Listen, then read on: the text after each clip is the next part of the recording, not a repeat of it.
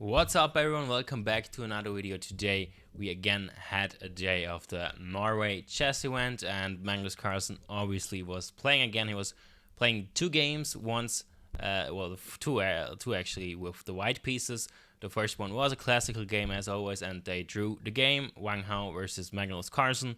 And in the second one they were playing the Armageddon, so white gets 10 minutes and black gets 7 minutes. So let's start immediately with pawn to d4 and Magnus Carlsen this time once again going for a Catalan opening, and as we see now so many times, and Magnus was so super successful with it. And again we have this pawn capturing on d4, so Magnus gives away a pawn in the opening and trying to get some compensation and some very active play. So this time he plays knight to a3, basically saying I'm gonna recapture the knight like this if you don't do anything about it. So black pretty much has to take the knight on the edge of the board, and now we have pawn captures on a3. So Magnus voluntarily decides to double his pawn structure here on the queen side, and yeah, he will probably bring over his bishop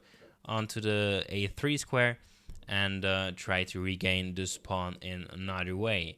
And so we have bishop to d7, and now we have a4 by Magnus, as I said, preparing to bring the bishop to a3.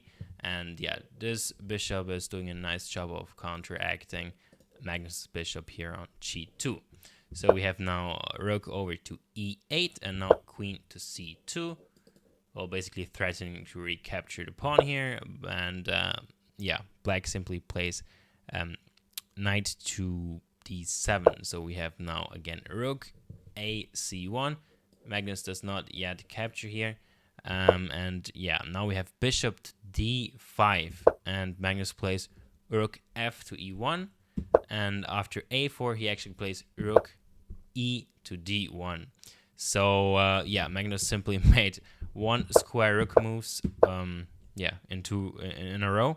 And yeah, the engine actually very much agrees with that. I cannot explain to you why you suddenly again move the rook after your opponent plays a5. So we have it anyways, and yeah, we have c6 now, really solidifying the bishop in the center of the board, but also yeah, taking away escape squares from this bishop. So after knight to e6 you have to trade this bishop, because if you somehow try to hang on to this pawn by playing something like knight to b6, well, your bishop will simply be trapped in the center of the board. So we have now an exchange of bishops, and yeah, now Wang Hao plays knight to b6. So Magnus now takes the full center. He is still waiting before he recaptures this pawn, because there is simply no way black can hold on to it anyway.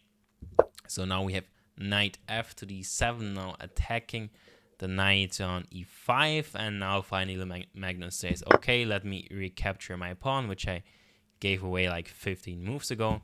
So we have now knight captures and queen captures.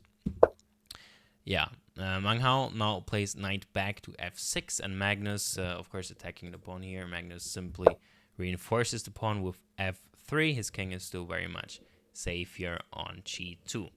So we have queen to c7, and Magnus is now activating his rooks to the maximum potential. He's trying to put lots and lots of pressure onto his opponent's pawns on the queen side, because of course it's a downside to have your pawns isolated and doubled at the edge of the board, but in an endgame this can also become very much a liability.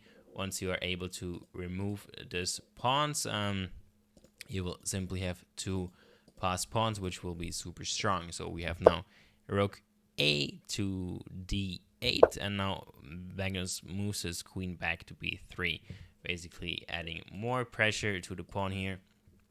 So his opponent plays rook to d7, both trying basically to double up, but also protecting the pawn here. So we have bishop to c1 by Magnus, and yeah, now his opponent plays c5, basically saying, yeah, take me or don't take me. but Magnus, of course, ignores it and plays the best move, which is bishop to e4, winning a tempo on the queen. And after the queen moves, he plays rook b c1. So now he basically pins his opponent, the pawn of his opponent. You cannot capture because your queen would be hanging. So we have now b6, and Magnus goes for, well, a trade. A trade of rooks is the decision of his opponent. And now queen captures on c5. And yeah, in this position, a very important move. Bishop to e3, attacking the queen and also putting so much pressure onto this pawn as it, well, to a degree where it simply becomes undefendable. So we have now, yeah, we have queen to c6, and of course, if you grab the pawn here now, your opponent can play bishop to d2 check after you block.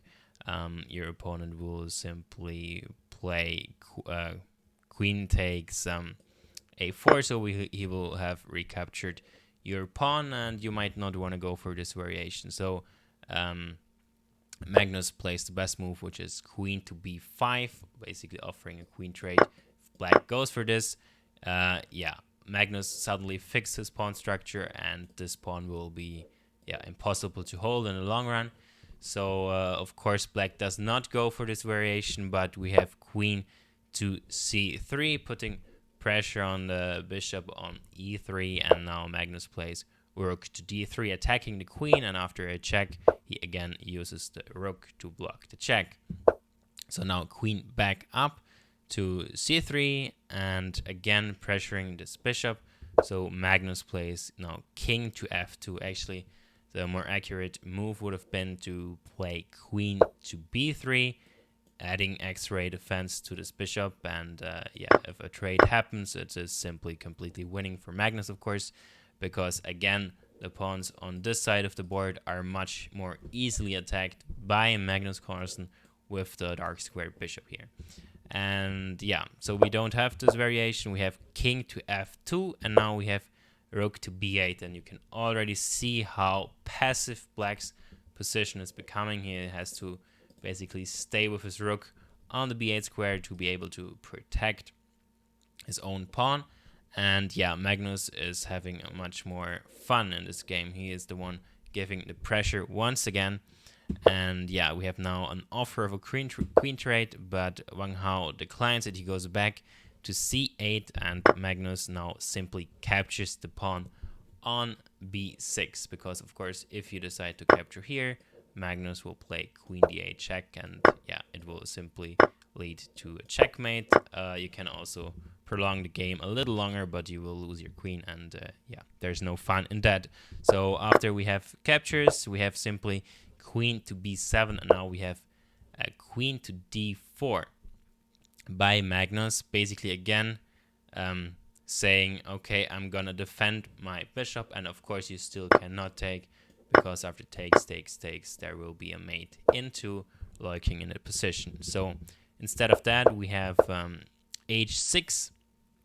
Actually, the best position, the best move in this position would have been to play e5, and now Magnus would have had to move back to e3, and only after that you can play something like e6.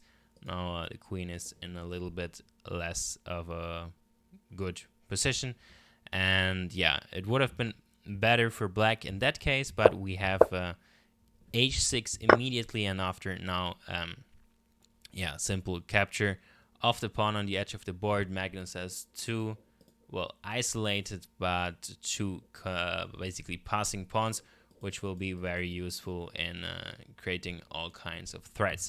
So we have now queen to b1 and rook to king to g2.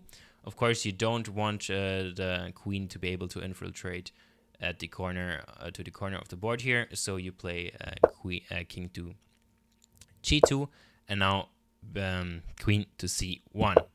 After that, we have another offer of a rook trade, queen to c3, and again, if you accept this offer, you will simply be in a losing endgame. So Wang Hao again declines it, goes queen back to b1, and yeah, now once again Magnus offers a queen trade, and Wang Hao once again, of course, declines it.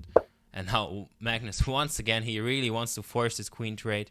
And yeah, once again, we have a decline by Wang Hao. But yeah, I mean, look what Magnus has done to his opponent. He made his queen retreat to the A8 square and now is in a completely winning position after the move.